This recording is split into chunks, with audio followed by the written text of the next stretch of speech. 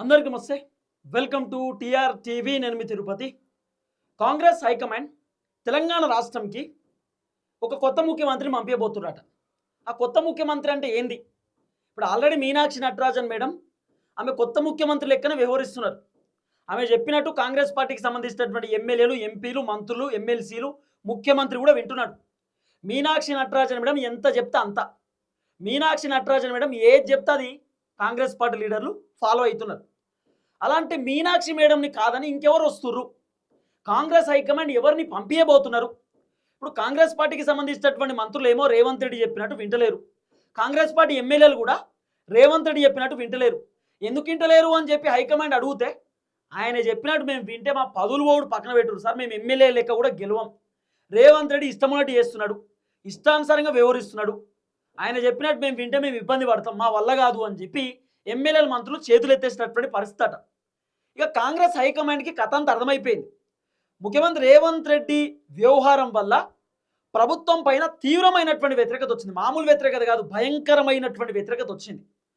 రేవంత్ రెడ్డి వల్ల ఎందుకు వ్యతిరేకత వచ్చిందంటే ఆయన ఇల్లులు కూలగొట్టడం, ప్రజలను రోడ్ల మీద వేయడం, తర్వాత రకరకాల పంచాయతీలు, తర్వాత మంత్రుల లొల్లులు, మంత్రులకు సంబంధించినటువంటి గొడవలు, ఇవన్నీ ఒక్కొక్కటి ప్రభుత్వానికి తీరని వ్యతిరేకత వచ్చింది. తర్వాత రేవంత్ రెడ్డి రైతు బంధు మేము రేపిస్తాం, ఎల్లుండి ఇస్తామని చెప్పి ఊరియడం, తర్వాత 70,000 ఉద్యోగాలు ఇచ్చినామని చెప్పి ఇట్లా రకరకాల అబద్ధాలతోటి మొత్తానికి కాంగ్రెస్ పైన మామూలు వ్యతిరేకత కాదు, మనం ఊహించినటువంటి తరహాలో వ్యతిరేకత వచ్చింది. దాదాపు 60 నుండి 70% కాంగ్రెస్ పైన వ్యతిరేకత ఉన్నది. కేవలం ఒక 20-25% ఏదో కాంగ్రెస్ ఉండాలి కదా అని అనుకుంటారు తప్ప మిగతా వాళ్ళందరూ ఈ ప్రభుత్వం పోతే బాగుండు, ఈ ప్రభుత్వం మాకు వద్దు అని అంటున్నారు. ఈ వ్యతిరేకతను ఎట్లా పొడగొట్టుకోవాలి?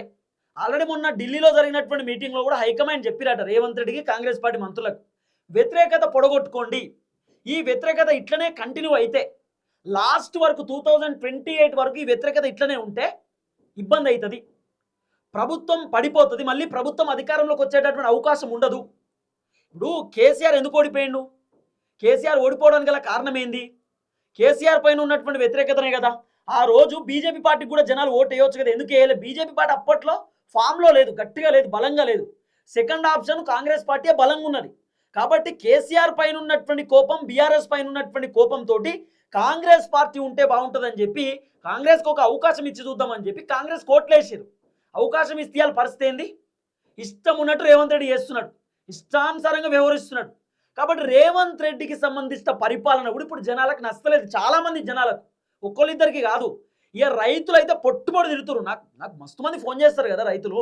చాలా ఫోన్లు నేను లిఫ్ట్ చేయలేకపోతున్నా, కావాలంటే ఇగో చూడు, ఇగో ఎన్ని ఫోన్లో, విపరీతమైనటువంటి ఫోన్లు అన్నీ నేను లిఫ్ట్ చేయలేకపోతున్నా. రెడ్ కలర్లో ఉన్నాయండి, అవే ఇట్లా మొత్తం పైకి లేకుండా పోతే మస్తుకుంటాయి. ఇంకా అంటే ఇన్ని ఫోన్లు వచ్చిన లిఫ్ట్ చేయకపోవడానికి గల కారణం ఏంటి అంటే రేవంత్ రెడ్డిని తిట్టడానికే చేస్తున్నారు.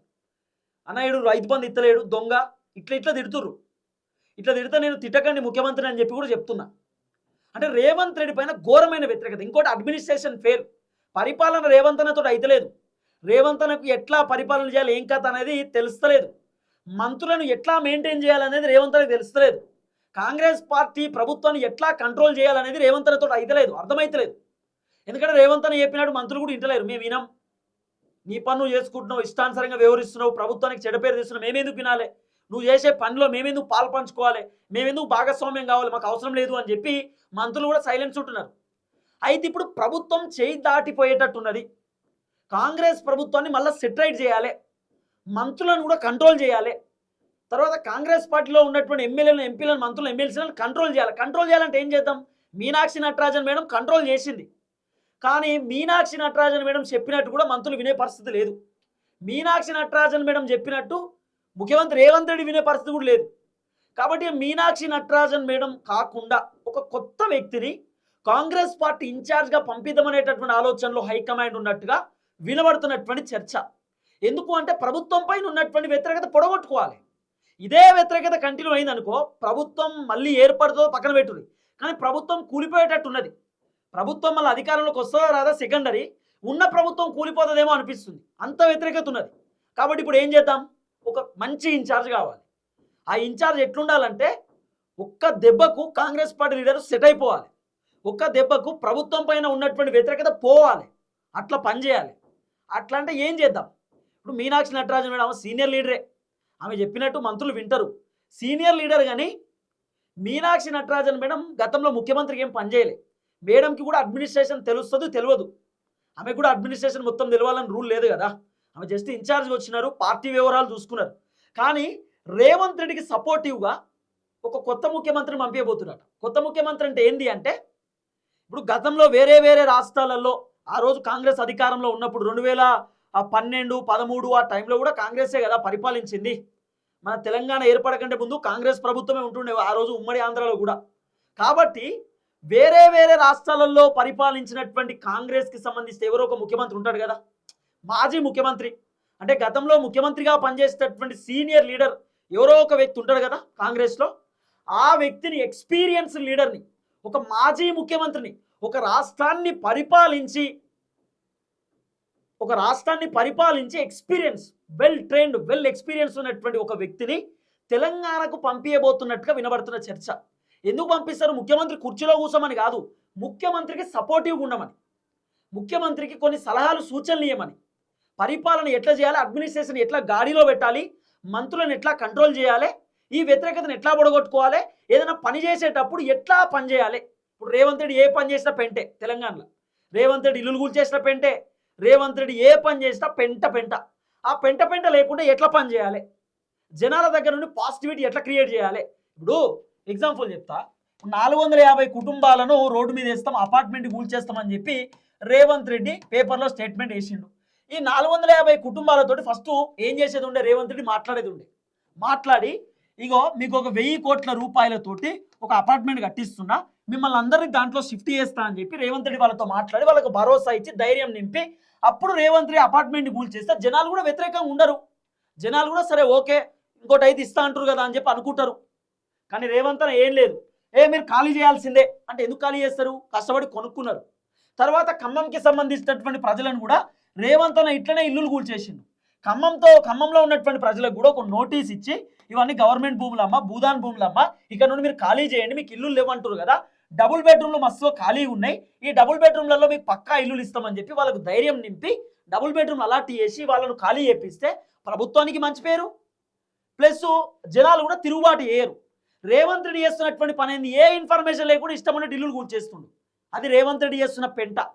ఈ పెంట లేకుండా జనాలు ఎట్టి పరిస్థితుల్లో కాంగ్రెస్ పైన వ్యతిరేకత లేకుండా మళ్ళా 2028 తర్వాత కూడా కాంగ్రెసే అధికారంలోకి రావాలంటే రేవంత్ రెడ్డికి చెప్పేటోళ్ళు ఉండాలి. రేవంత్ రెడ్డికి మంత్రులు చెప్పినా రేవంత్ రెడ్డి వింటలేడు అనేది చాలామంది మంత్రులు చెప్తున్న మాట. మరి ఎవరు చెప్తే వింటారు? హైకమాండ్ చెప్తేనే వింటున్నాడు. మరి ఊకే హైకమాండ్ రేవంత్ రెడ్డికి గుచ్చి చెప్పరు కదా, ఊకే రేవంత్ నువ్వు ఆ పని చేయి ఈ పని చేయని చెప్పి హైకమాండ్ చెప్పరు కదా, వాళ్ళకి మస్తు పనులు ఉంటాయి. మరి ఎవరు చెప్పాలి? మీనాక్షి మేడం చెప్పాలి. మీనాక్షి మేడం చెప్పినట్టు రేవంత్ రెడ్డి వింటలేడు, వాళ్ళకు కోప్పడుతున్నారు, ఏదో పడతలేదని చర్చ, వాళ్ళిద్దరికి ఏదో పంచాయతీ అవుతున్న చర్చ కూడా ఉంది.